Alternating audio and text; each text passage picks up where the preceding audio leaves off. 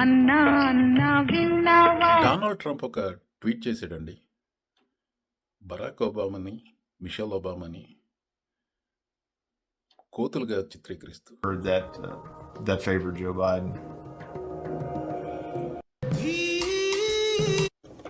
What a wild piece of shit Donald Trump is. ఆ tweet చూసి South Carolina senator Tim Scott, ఈ black man, ఇది tweet చేశాడు. Praying it was fake because it's the most racist thing I have seen out of this White House. Well, I agree with that. This is perhaps the most racist thing Trump ever put out. It says the president should remove it.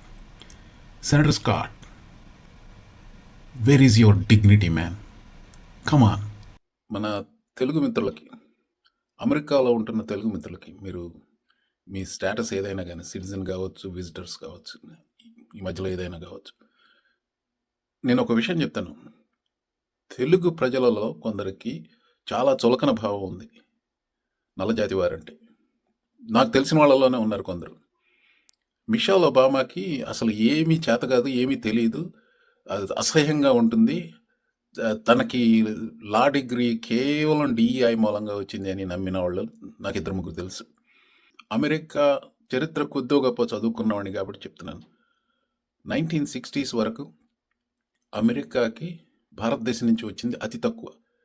దాన్ని liberalise చేసి, ఏది immigration policy liberalise చేసి అమెరికాకి రావడానికి సదుపాయాలు కల్పించి అప్పుడు ప్రభుత్వం లిండన్ జాన్సన్ వీళ్ళంతా చేసిన తర్వాత రావడం మొదలుపెట్టారు.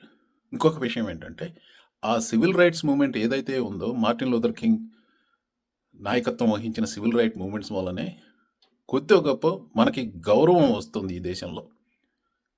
The black people suffered a lot in this country and they fought for the rights we all enjoy today. మీకేమన్నా చులకన భావం ఉంటే, ఈ రకంగా ఇలాంటి దరిద్రుడు, గబ్బదరిద్రుడు ట్రంప్ అంత నీచమైన ట్వీట్ చాలా చేశాడు, కానీ ఇంతకంటే దిగజారడలే అనుకుంటే ఇంకా దిగజారుతున్నాడు. Don't associate with that kind of a mad man.